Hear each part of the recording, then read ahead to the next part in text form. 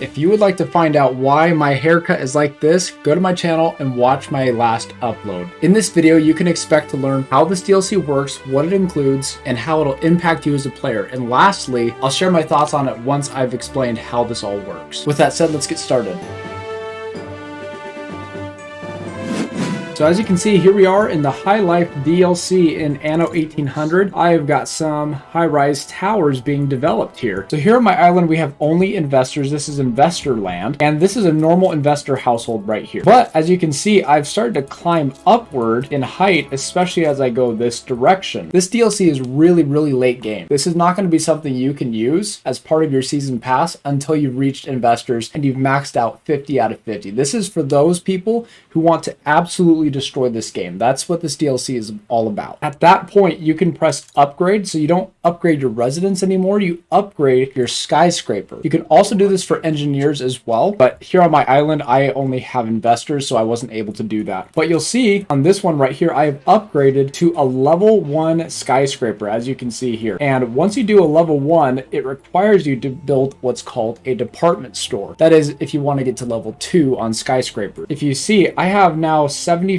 population on that house rather than 50. So as you can see right here, I have built myself a department store. When you build this department store, it has to be within range of the skyscraper for that need to be fulfilled, kind of like a marketplace. Now this department store, it requires a couple different things, so let's take a look at that. So here are going to be your basic construction costs, and it is going to require electricity in order to run. And then you just place it down where you would like, and there's mine right there. And this aspect is very similar to how the tourist season DLC works. So if you guys want to check out that video, I'll link it in the description below. I do a breakdown on how that one works as well. Essentially, you choose a product that you want to sell in your department store in order for it to work. So the toaster, which is the first basic one you unlock, needs zinc, filaments, and steel. And once you fulfill this need, it's going to give you +2 happiness, +5% income, and reduced needs on jewelry and light bulbs by 10 and 15%. And as you look at these other ones, like the vacuum cleaner, there are different needs that get reduced and different benefits you get from doing those things. Now, one thing I almost forgot to mention is you're going to need what's called elevators. Elevators are a new resource that are required in order to build a skyscraper. And so just to keep things really simple, so that way it doesn't get too complicated, you're going to see a lot of stuff right here. Really, if you're at this point in the game, all you really got to do is maybe get some wood veneers. You should already have steam motors by that point, and you should have these steel bars. So really, all I had to build was some of this, were these wood veneers, and then I was able to build the elevator manufacturing. You're actually building a building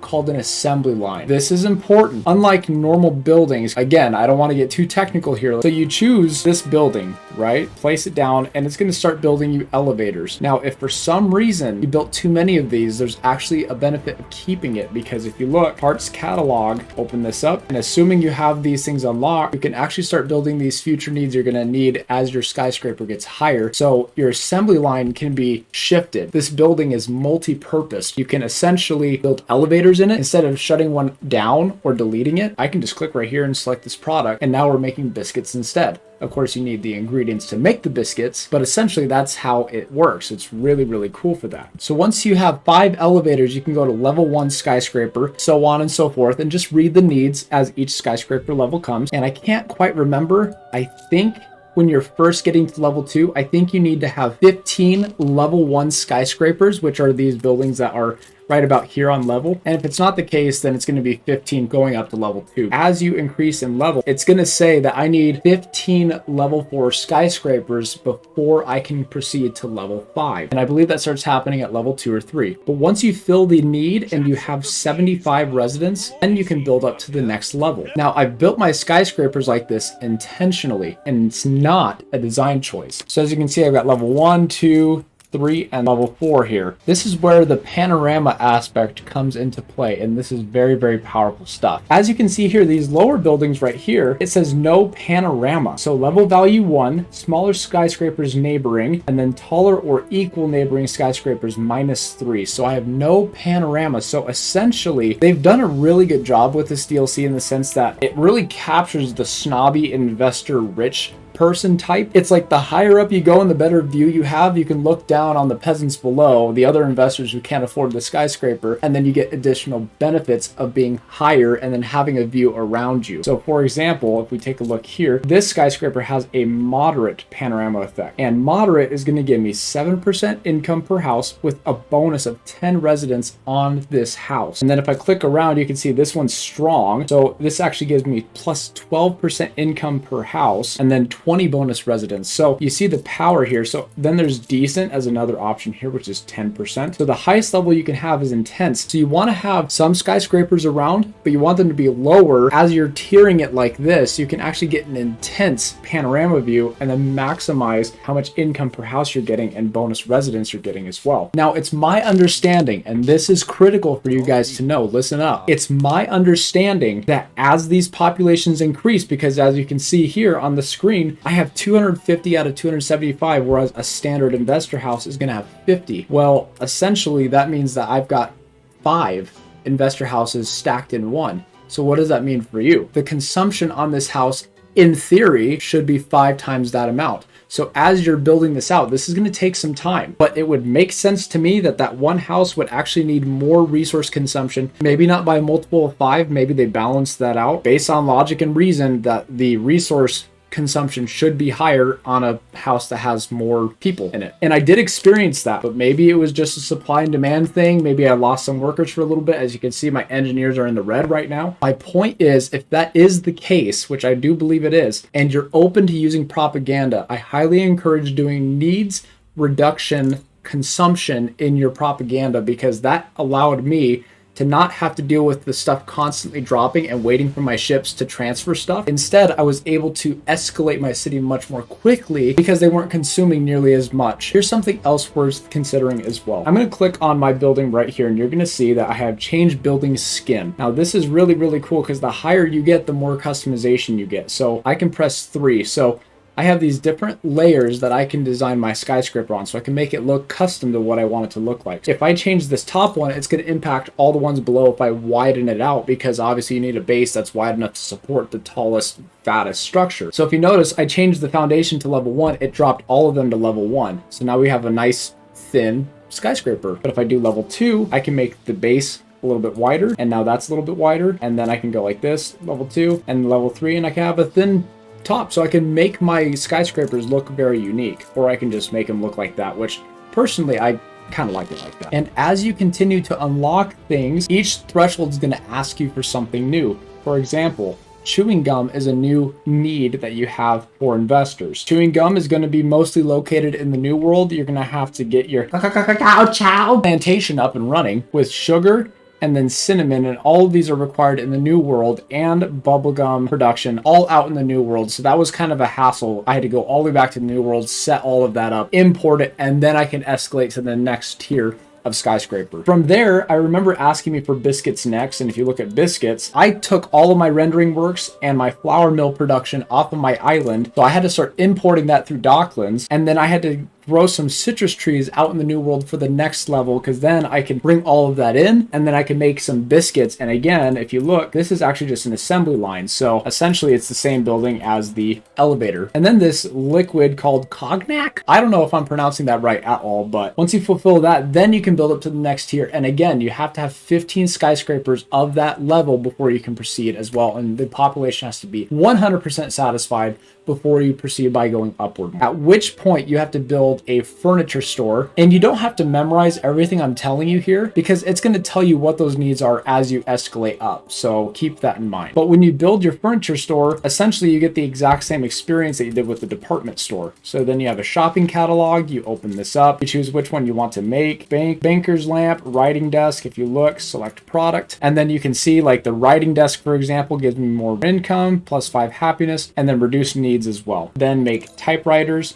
and then billiard tables. But look at how insane this gets. I'm gonna have to get, I've got to get this resin factory up and running. Then I'm gonna need a lumberjack hut, corn farm, chemical plant for ethanol, and then make a liqueur plant, and then an assembly line for typewriters. I just was like, oh my goodness, to get all of this stuff just to get the pool tables up and running. So you're going to be working pretty hard to get to that maximum level of skyscraper. Let me tell you what, there's definitely a very large amount of endgame content that they've added with this DLC, and that's definitely a plus, because once you got to investors and maxed out investors, you kind of just played the game, really. I mean, there wasn't really reason to expand past that. And so this DLC, it really is great if you're looking for an additional way to get extra influence without having to expand outwards, because that's one of the most frustrating parts for me. Oh, I got to start at farmers, then work them up to workers and import all of their needs, artisans, engineers, and then investors. Instead, you can just add investors with your current population and expand upward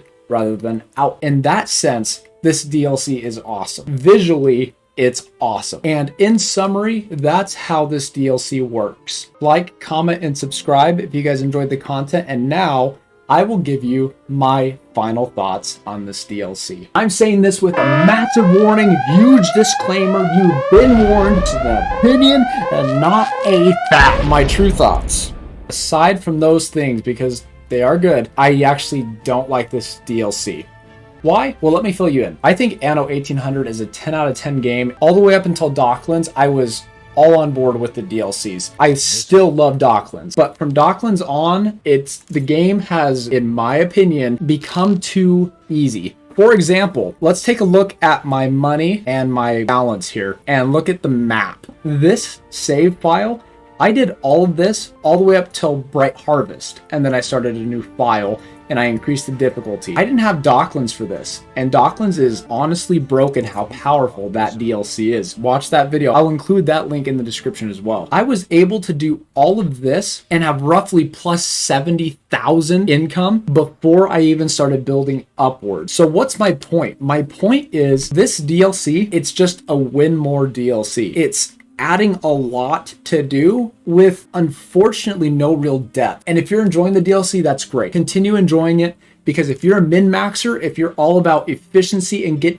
everything picture perfect and you have more end game stuff to do, I actually see the merit in that argument. But for me, all my needs are fulfilled. I own all of these islands. The only reason for me to actually take the time and effort to get these benefits is just to make my city look cool with skyscrapers, which is, it looks great. We're getting more of this. Like if I maximized on tourist season DLC and maximized on this as well and reduced needs to unheard of levels, ignoring propaganda. I mean, you can do propaganda on top of this, and then I'm getting all this extra income, all this extra population for what? Truthfully, for what? Like, what am I getting out of doing something like that? Like, a good analogy is this, and just hear me out. Imagine yourself as a billionaire, and imagine yourself as somebody who worked your tail off to be that billionaire. You were out there in the sun shoveling dirt, and I know that's not the way to become a billionaire, but you just hear me out. You're out there digging every day. It's 100 degrees outside, it's humid, there's mosquitoes, and you did that 40 years straight. And then finally you look back on your life, you're sipping on a margarita, you're sitting on the beach, you're like, I'm a billionaire, I worked this hard to get here. And then imagine a banker comes to you and says, now that you're a billionaire, I need you to go back out in the sun and go shovel again. You're probably going to ask yourself, why on earth would I do that? I have $1 billion. I have no reason to go back out there now that I'm a billionaire, unless you really enjoyed shoveling that much. Here's my point. In early game on this game, you do all that grunt work. You're hopping between the different biomes. You're doing all of this grunt work, the importing back and forth to get your infrastructure built up. And then you're at a point where everything becomes automated and the game style drastically shifts. And I think for the better, where things are more autopilot mode. And then you really spend the rest of your time playing, in my experience, making your other islands get up to investors, conquering your foes, and beautifying your city. What this DLC essentially does, in my opinion, is force you back out into the sun shoveling, because in order to get to the next tier, it's like, okay, go out there and make your chewing gum. Well, how do I go back and make my chewing gum? Oh, I got to set up more New World stuff, so I got to head back to the New World and then set up more farms, more trade routes, more this and that. Okay, now you got to do it for biscuits. Okay, now I got to go back and set up all my biscuit stuff. Okay, now I got to go back and set up my cognac stuff. Okay, now I got to go. Do you see what I'm saying here and why I feel as if this is just simply a win more DLC it has things to do but no depth. I just ask, why would you do it? Why would I do it? The only reason I've done it and the only reason I've liked doing it is because of the fact I like the skyscraper aspect. I'm only hunting for that look. Not to be biased to my own ideas, but I have another video that talks about the season 4 ideas if they do a season 4, because this is theoretically the last DLC they're going to do. That's what they keep saying. And I just don't think this is an all-encompassing thing to summarize the entire Anno series. Like, in my opinion, would have been more fitting to have the skyscraper aspect, but then on top of that, allow us to maybe settle our old world residents in New World, in Mbessa, in the Arctic, and still have to do, you know, the water lines for Mbessa, the heat for the Arctic, and that way you're really getting more value out of all those other biomes. I'm not saying that's the perfect solution. That's just an idea off the top of my head. Anno 1800, still 10 out of 10. I just might end up turning off some of the DLCs. I think this would be a really fitting DLC if I turned off things like Docklands and tourist season. Share your thoughts in the comments. Honestly, if you guys feel the same way or feel differently, that's okay, because this is a place for discussion. I only say these harsh things about this DLC because of my love for the game. Thanks so much for watching. Until next time, guys, I'll see you later.